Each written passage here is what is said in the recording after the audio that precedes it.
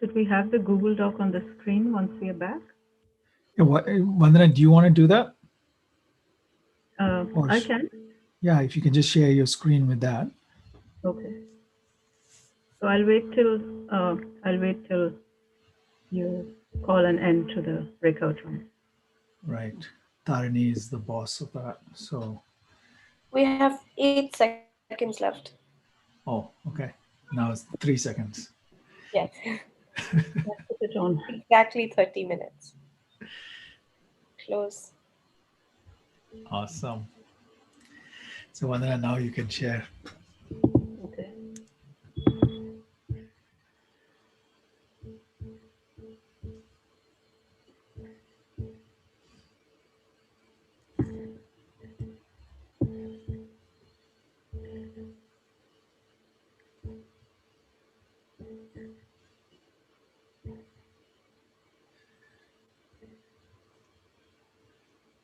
Looks like people are coming back in force.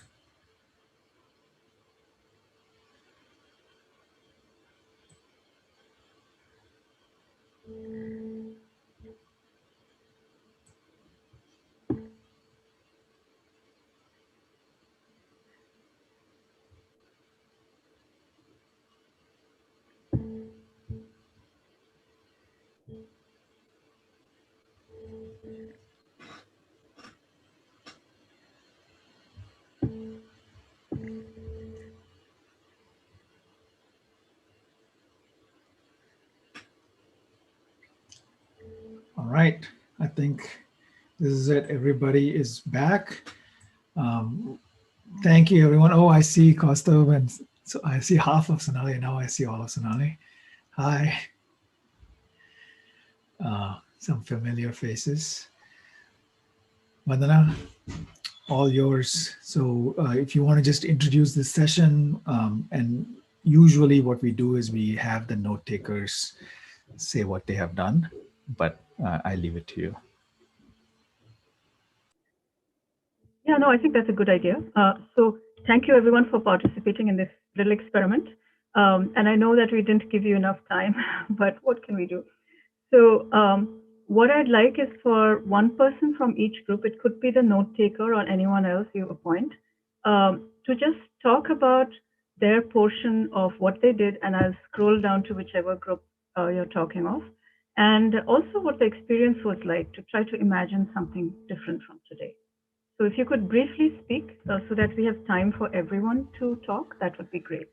Yeah, about a couple of minutes per group. Okay. So group one. So we could do it sequentially. That might work. Yeah. Hello, I'm from Group 1, Chayan Pangipali. Hi, so can I begin? Please do.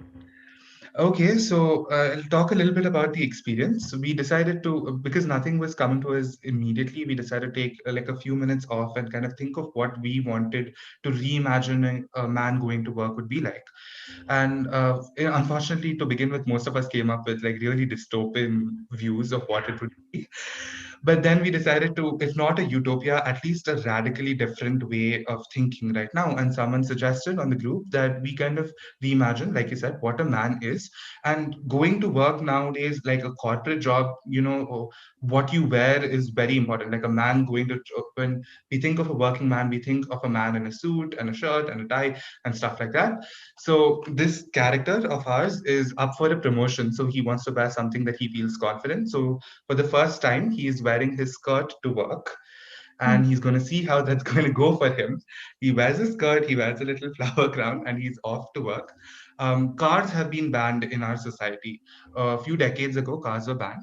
So, and the metro is under renovation right now. So everyone is up early because they want to make it to work on time. They're all walking on the street. It's bustling. He feels super happy because this is, it's kind of a part of his regular routine. He's happy. He sees all of, so in contrast to having like our future with tall skyscrapers, we decided to go with like native trees being towering over his head. So banyan, coconut stuff, the flowers on the street, everyone's happy, he's smiling and laughing. So this is the most utopian part of this. So he's on his way to work, and he works in this cooperative that is managing the city's power supply, and it's a solar farm. So he is on his way there, and he's being promoted. He's an engineer. He's being promoted, and he can't wait to see what his friends are going to think of his new outfit, and he's hoping they'll throw a party or something for him. So he's a little nervous about that, and he's going, but he's still like he's smiling through because wearing what he likes is making him feel confident. So that's basically what we came up with. We were kind of short on time, so we didn't write as much as we wanted to, but we really enjoyed, kind of rethinking what a day like going to work is. Because I mean, currently in Bangalore, it's a nightmare. So this seems like our utopia of, your journey to work. Thank you so much, Jayant. And what a beautifully subversive piece of thinking this is. And in fact, as you were speaking, I could almost sense my own blood pressure dropping because it sounded so relaxing. So, and I see that how you have taken this very simple sentence and turned it into something completely beyond imagination. I just love this piece of thinking and writing. Thank you so much. And everyone, please be aware of the thoughts about the experience too, and please share that as well. So would someone from group 2 like to share? Hey, hi. I'm Akshay. I'm the note taker for the second group. So we struggled initially as well. There was kind of dead silence and we didn't know where to begin with. But I think halfway through the time is when we kind of started. So we've only gotten a bit of a brainstorming here more than a story, but I'm just going to kind of go through our ideas.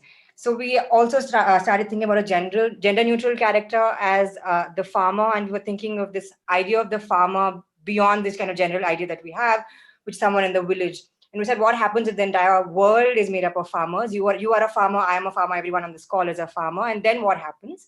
So we said, we're all growing, and therefore, does that market exist, or is that market minimized? Because maybe, okay, everyone doesn't want to grow, but maybe you want to exchange, you grow something else, I grow something else. But this idea of the farmer becomes someone who's more kind of connected to the land, thinks of the larger ecosystem, thinks of the bees and the worms and the birds and local seeds growing locally and all of that. And we also said, what if the idea of the farmer becomes a farmer and then something else as well? So I'm a farmer and a teacher. Someone else is a farmer and an engineer. I'm a farmer and a social worker, and so on and so forth. Anyone else in my team? Am I missing out on something? Yeah, we also spoke about better access to technology for everyone. Mm-hmm. And yeah, knowing your customer as well. So if you are someone who doesn't become a farmer themselves, then you're associated with a farmer who knows you closely and therefore is growing what you need. Okay. Okay. Yeah, I think that's about it.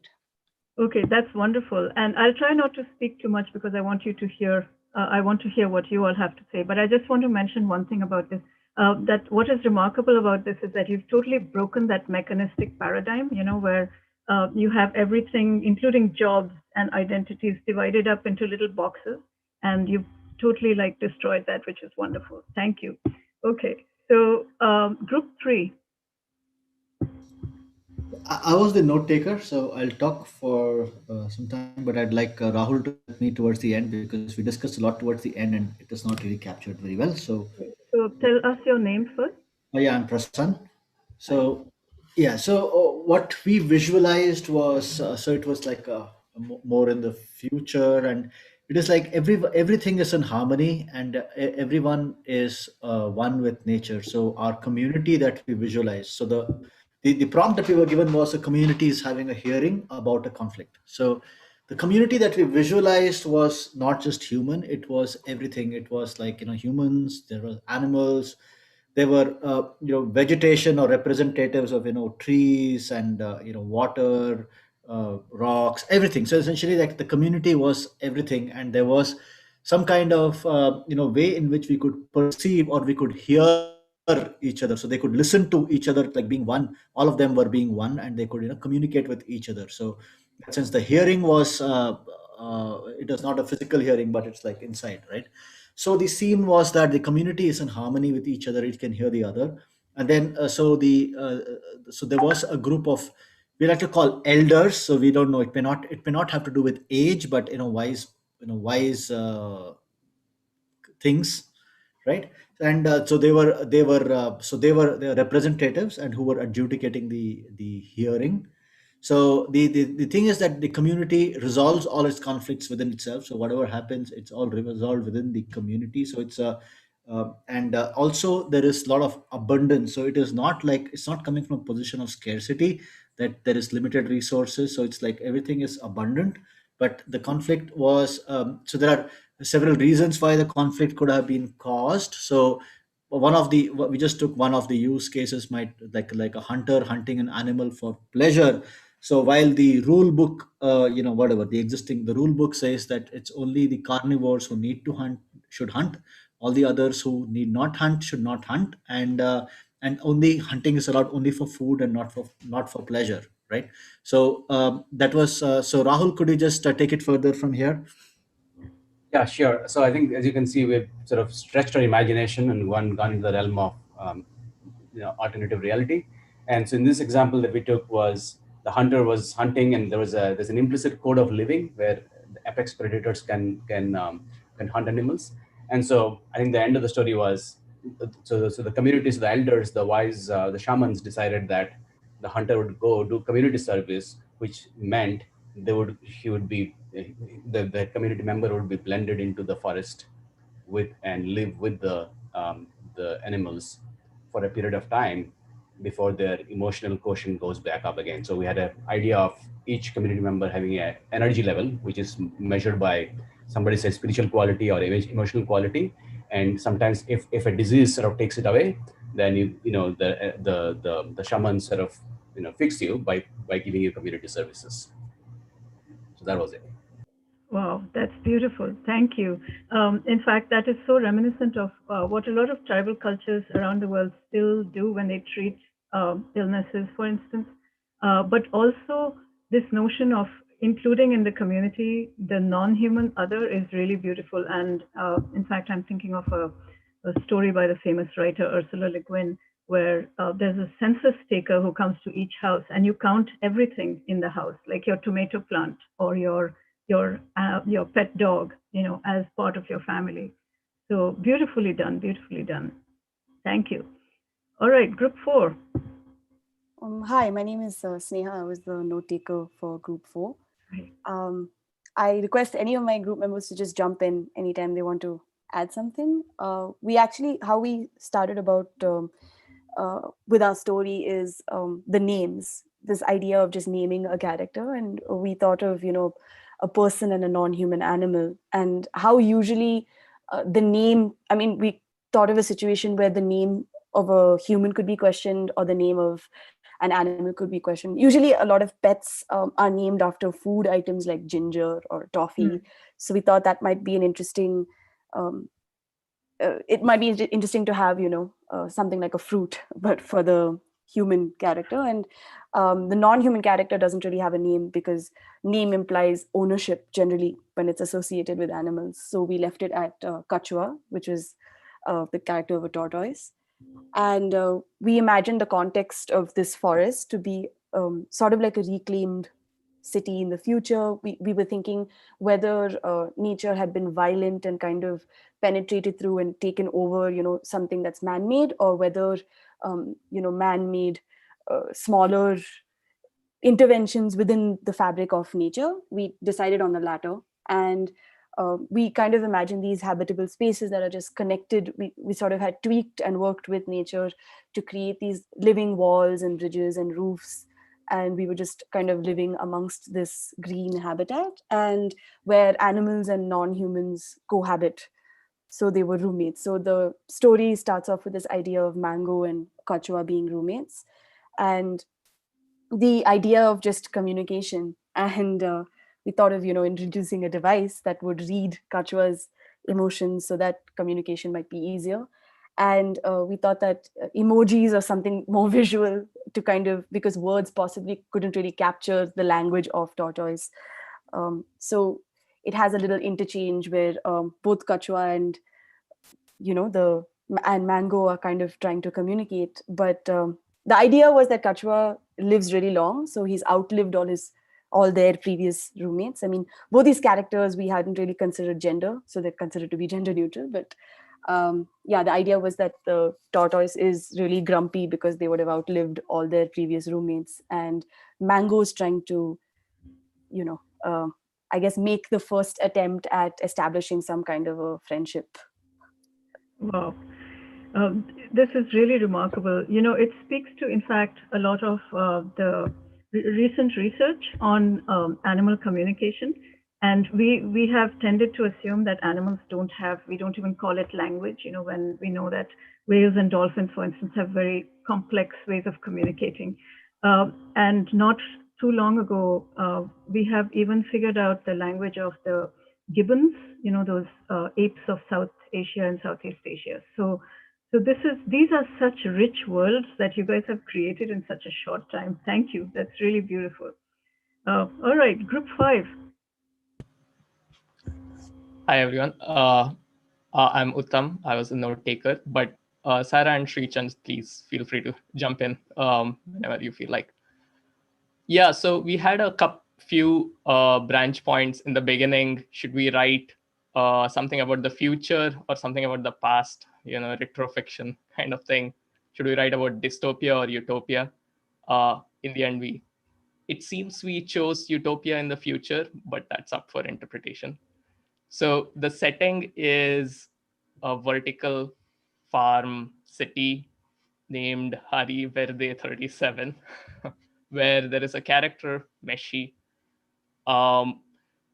So this place, we really like the idea of dense communities like the cities of now as a common place for birth of ideas. So but the problem we have, things like food insecurity, is a huge issue which will be solved in this location. So we have vertical farms where food is grown locally.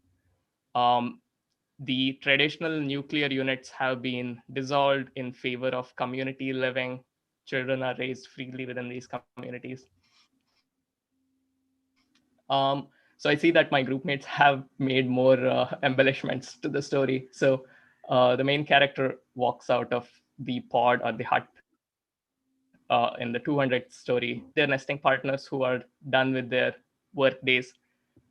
Day and night cycle is more fluid to balance the power load in this future. So looks like Meshi is excited to grow their favorite variant of jalapenos. Humans have mastered the art of nano farming technique where you can choose what to grow for the next day. Food production is local to the hamlets and communities. Recipes are passed down via open source as families don't exist anymore. As the night darks down, the sky has a myriad displays where you can either choose to see the common display. Community is really important. So we think a shared reality will still stay, even though you can choose to go into an augmented virtual reality for yourself. So the sky is a common place of exchange of ideas through the common display for everyone. Lucky for the rest of Meshi's family, they get to sleep without a bright screen outside of their windows, as they can choose to hide in their virtual realities. So that's our setting. Sarah and Srichand, feel free to add if I missed something. Well, I just have to say this is amazing because you've reimagined technology, you've reimagined society's structure, and also the notion that you have the day-night cycle is something that is a thing of the past. That's also interesting, and the whole thing of the sky being a shared resource. That's an interesting tweak on the notion of the sky being the commons. So very, very interestingly done. Imagine the simplicity of the prompt and the complexity that you've come up with in such a short time. So thank you. That's really remarkable. And the picture too, no less. Okay, someone from group 6? Might have copyright issues. Don't worry, we'll make sure that's okay. Yeah, and yeah, sorry about the fact that we, because we are a little bit short of time, so I'm going to try to make sure everyone fits in. Otherwise, I'd love a longer chat with each of the groups. All right, group 6, somebody, please. Okay, hi, I'm Anusha. So I was the note taker for group 6. Our problem statement was something which we're foreseeing in the future. That is, you will be dealing with heat waves. So it was comparatively an easier problem statement as compared to the rest which we have seen so far. So we sort of came up with an idea that the community has like a panchayat, which we want to call a board of members, to not sort of go back to the villager notion of just panchayat. So they have a board of members. And we've considered the location to be Karnataka, which was where all our team members were from. So we stuck to our own roots. We were like, we are from Karnataka. And the year is 2035. So we have already know that climate change is happening and heat waves have become a common thing now. So heat waves are no longer just one day. They're sort of as long as the summer goes. So if it's about 2 months or 3 months, it's as long as that is. And we've already experienced it before. So we're already well prepped for it.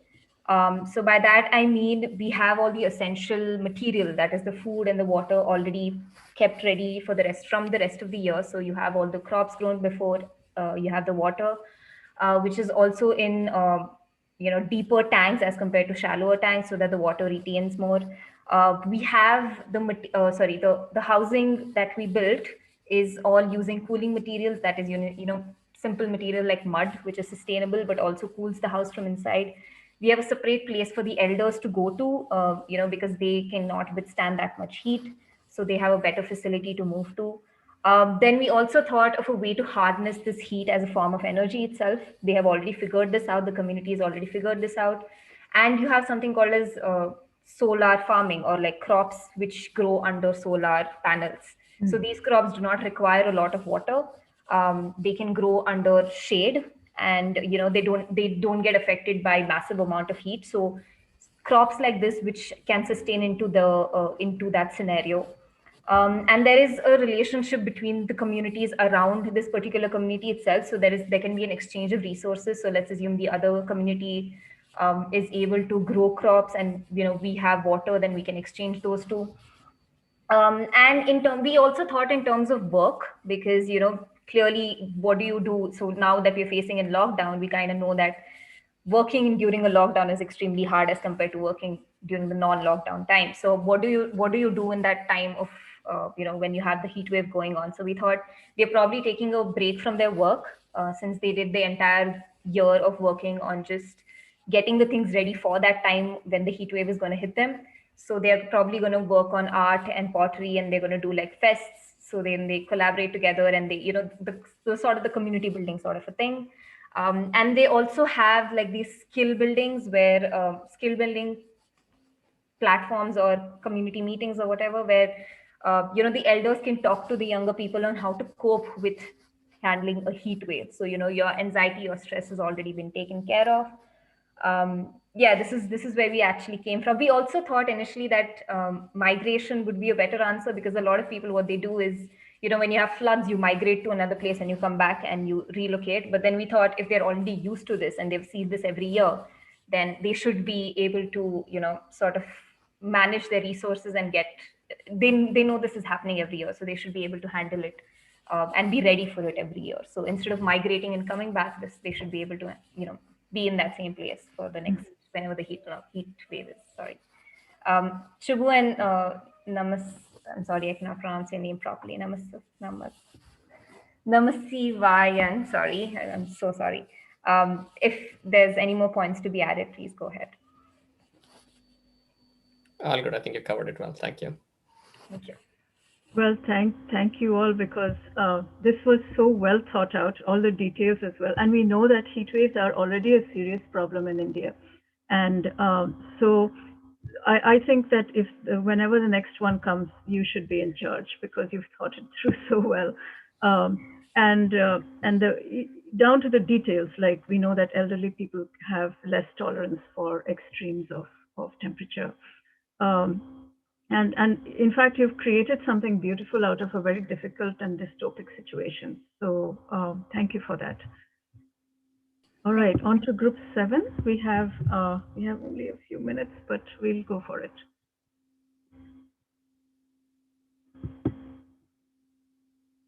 Someone in group 7? Yeah. Sorry. Hi. Hi. Hi. My name's Sonali. I'll just go quickly over our story. I know we don't have that much time. So please, Alok, Jayashree, and Joseph, jump in. So we have a post-human world, at least a post-human area that we're talking about. We've situated our story there. The main character is Celia. She's fungus, and the other people in her world, the other beings in her world are what? Maldiva. I'm sorry, Maldiva, who is a mold. That's right.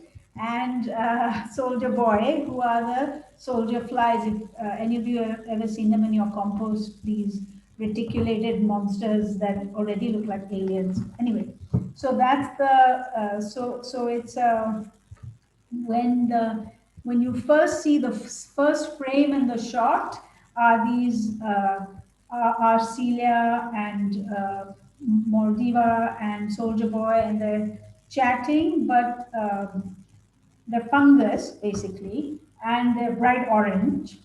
And when you pan out, you see that they're actually fields of fungus, bright orange, and they are the food for elephants. So elephants have created this fungus heap, this compost pit, and because these fungus are actually fantastic because they feed on electronic waste. So there's a flowing river nearby, there are these gigantic trees, and these elephants feeding off these fungi, they're cultivating them, gardens of fungi, and the fungi live on electronic waste. So once by mistake, I think they may have thrown in a cauliflower leaf or something, and Celia gets very angry, and says, "What is this? We can't survive and can't reproduce if you're going to give us this kind of, inedible stuff. Come on, give us our fuel, our food. Give us some electronic waste, not waste, electronic nutrition." So that's how Celia is dealing with. In this case, the waste would be the cauliflower leaf rather than the electronic waste. So that's utopia. This is so inventive. I love the agency of the non-human here, as well as you're questioning the idea of waste itself, because modern human societies have not figured out what to do with waste. The concept of waste comes from our relatively modern times, and whereas in nature, one person's waste is another species' food or home or something. So thank you. This is a beautiful story, and we also have 2 more groups. I think 3 more groups. So I don't know if people are able to stay just a little bit longer, if you can, to hear from these 3 groups. So would you please, someone from group 8? Yeah, hi, this is Sumedh.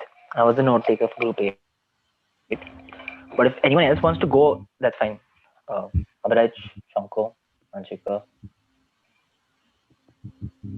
Aditya. Okay. Go for it. Yeah, so I'll just go through it quickly because we have less time. The broad idea was that, everything that's a part of your life, whether it's plants or animals or machines or even the land itself, is something with which you share sort of a, like a symbiotic relationship. You have to take care of it and it takes care of you. Mm-hmm. And so all of that was included as part of, the family that we're talking about here. The prompt was a family sitting down to a meal. So what we sort of envisioned, and the idea just started off very small, but I think became very large, probably can go larger as well. But the idea was that the entire sort of commune congregates for this early morning ritual where they get up and the roosters, Rocky and Jolly, they wake everyone up, and everyone preparing for this early morning uh, sort of event where they all just roam around, go feed the animals, water the crops, talk to each other, move around in different groups, and just sort of spend that time together. So broadly, that was the idea. Hmm. Well, this is a beautiful example of, I think, what anthropologists call collaborative reciprocity. Uh, and just to take, and I love how the non-human is also a theme in this story. So I'm going to keep my piece short. Let's go on to the next group, and then hopefully at the end we'll have 2 minutes for me to just try to put a few threads together. So group 9. Hi, I'm Aparajita. I was a note taker for Group 9, but others can pitch in with points if I miss something. So our prompt was "It's time to learn," and the name of our character is a cyborg bionic human called Lily #14. We had a lot of fun putting this together. I know it's gone a lot of places, but we had a lot of fun. The location is a village named Rati, about 500 years from now. Initially, we thought we could question the concept of learning, like what is doing the learning? Is it a person learning? Is an animal learning? Is it a machine, a collective, a chemical, or a substance that is learning? Or is it a combination of these? Is it a person, a chemical, and a machine trying to learn something together? Basically, all these entities like cyborgs, humans, all live in bubbles. And this is located in obviously a village named Rati. And human contact happens through communication devices and not physical contact, which kind of made us sad. Uh, and also, learning is something that can happen at any level, anywhere. People can learn anything. They can randomly choose what they want to learn. Degrees don't exist anymore as at all. And learning is for its own sake and not as a means to an end. So they could be learning, say, the second chapter of Dante's Inferno and how a hot geyser works at the same time. And when you say it's time to learn, we also question that what is the time for learning? It's not time bound. So it can happen when this entity is sleeping or they're awake or they are in some other state of mind. There exists body clocks which beep whenever the mind is in the most receptive state to absorb new information, and nobody is tested anymore for their learning, but people just learn for the sake of it, like we mentioned. So this cyborg is 400 years old. And also, please note that we have not mentioned the genders of any of our characters. We have not made any assumptions. So this cyborg already has ancient knowledge, but they're learning new topics as they chop vegetables, because that's when their watch beep, right? That's when they are learning the best. They decide to break the bubble to meet a human who's also interested in the same topics. Now, we have the concept of the haves and the have nots. We have the cyborg who lives in this bubble, who has all the security, privilege, and comfort, which Rahul does not have, because Rahul belongs to a part of a community who lives by scavenging for resources. And Rahul was named after a character the parent found in a very ancient movie DVD. So Lily #14 has also seen the year 2020, how climate change began and pandemics and all that. Because Lily in 2020 was obviously a human and was a child of a rich industrialist. So we got till there. We really wanted to extend this to something much longer, but that's our story. Yeah. Well, this sounds like the start of a novel. It's wonderful. And so richly imagined. I mean, I'm actually in awe because this is we gave you a measly half an hour, and this is like a whole world. That's fantastic. Well, I hope that you find some way, all of you, to keep up with this, because these are remarkable, absolutely. And especially since you've taken every word and completely subverted the meanings. So good, great. All right, group 11. Somebody from group 11, please.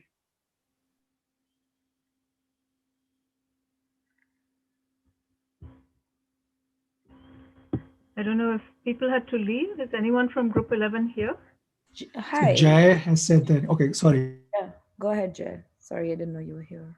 Oh, is Jay here? He use that said he had to word. drop off. So Mira, go ahead. Okay. So we were thinking about, so our prompt was a person going to a market. And when we envisioned it, we felt that all markets would be virtual markets and there wouldn't be any physical market to go to. And what would going to a market look like? Probably just putting on virtual, sorry, that's my cat.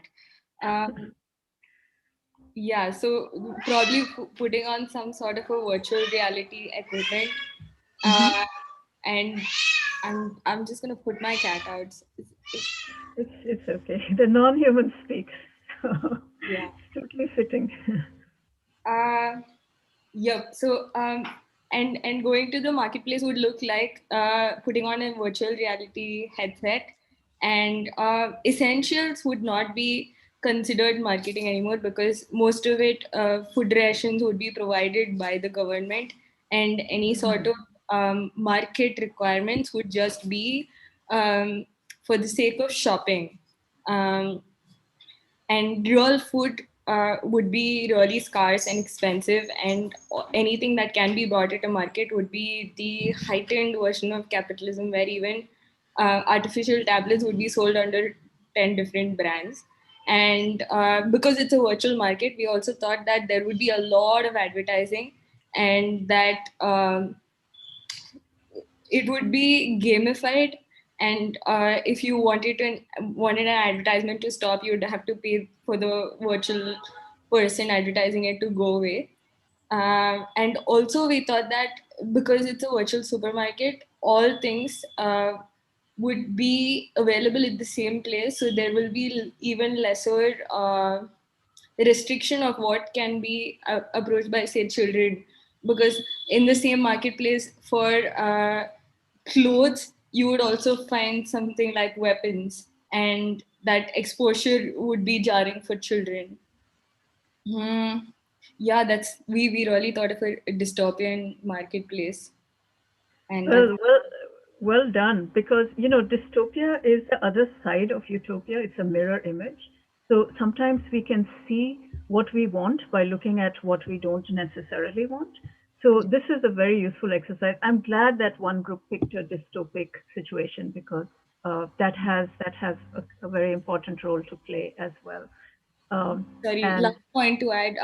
yeah. In the name, we thought that we really put an Indian name because we were thinking of an Indian city. But the last name would be a barcode. But even there, even when like caste names are not used as last names, we wondered if there would be inequality even with the bars you have after your name. Now that would be worth writing a novel about. Honestly, that's amazing. Yeah, and I can see that you have, even though you have gender fluidity, it's safer to be a male online, right? So clearly, there's still gender issues in this society. All right, marvelous, marvelous, very imaginatively done. So did I miss anyone, or This is are it. we okay? Okay, so everybody, thank you for your participation and for staying a little longer. And what I want to point out here is that there's so much imaginative potential in all of us, and so much poetry in the imaginings that we should, when we have our futures made by, distant policymakers or executives in boardrooms and so on, we have to think that we are capable of taking back the future. And I think that this exercise demonstrates that. I see some common threads here. I see a sort of yearning for community and for connection with nature and for communication with each other and with nature.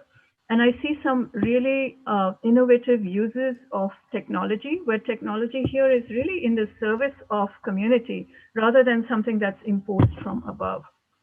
And I see a yearning for relationship, a yearning for genuine, authentic lifestyles and connection, and a lot of inventive takes on things like farming, on things like learning, and so on and so forth. Rajesh, do you want to add something? No, I think what what I want to add is we will take this exercise and your, again, hopefully visceral experience of doing it, and feed it right into what's going to come starting next week, because we will be doing more imagination, but of a collective kind. And the fact that you have now done it in groups of 4 or 5 or more is a great start for that. All right. Well, thank you. This was an absolute treat for me. So thank you, everyone, for sharing your vision. Well, and let me thank Wanda for sharing her imagination, time, energy, everything. And I really hope that this community recognizes the generosity that you've shown. My pleasure. Thank you. Mm-hmm. Thank you. All Thank right. you. Thank you, Rajesh. All righty. See, so next week we'll be on Tuesday as usual. No group photo? Group photo. Hooray. Well, I can stop sharing maybe then that's possible. All right, so we can all come on video and say bye to each other, which we kind of do. Bye, everybody. Bye. Thanks. Bye. It was a pleasure. Thank you. Yeah. Bye, You everyone. all- Thank you so Bye. much. You were all so wonderful. Thank you. You give me hope. All righty. Lovely. Let's just do a brief thank you to Vandana, at least those of us who have to stay on the call for a minute. Yeah. So Vandana, that was great. I want to go back to the Google Doc in a day or two just to see the Yeah. range that have come. And Yeah. Yeah, I mean, if anything, it demonstrates the power of people power, you know? I mean, like, it's just absolutely amazing. I just wish that I could have shortened my piece of it and given more time to the groups. But anyway, people are, I mean, it's just astonishing. So yeah, thank you for this opportunity. And I hope that people are, you know, take something good away from this. I hope so. And I think so. And yeah. Yeah, and you know, eventually when we start thinking about alternatives in this imaginative way, we have a greater chance of actually bringing it to reality, because that's the next step. Then you look at reality, you look at the constraints, you look at the gaps, and then you creatively work towards it. And so, yeah. We might do that in Yashwantpur. That's the next step for us. Yeah, I think that I hope that you'll maintain some kind of a, even if it's an internal blog or something like that. Yeah. Because yeah. All right. Okay. Thank you, Vandana. Thank you, and Thank I'll you. take my leave. Good to see Yes. you. Good to see you, Alok. Hi. Bye. All right. See Take you. care, everyone. And oh, if there's any feedback I should have, let me know, because I'm always looking for a chance to improve this presentation. Great. Okay. Okay. I will circulate a form. So. Okay, that'll be great. Thanks again. Okay. Bye. Bye. Bye. Okay, this is not letting me leave.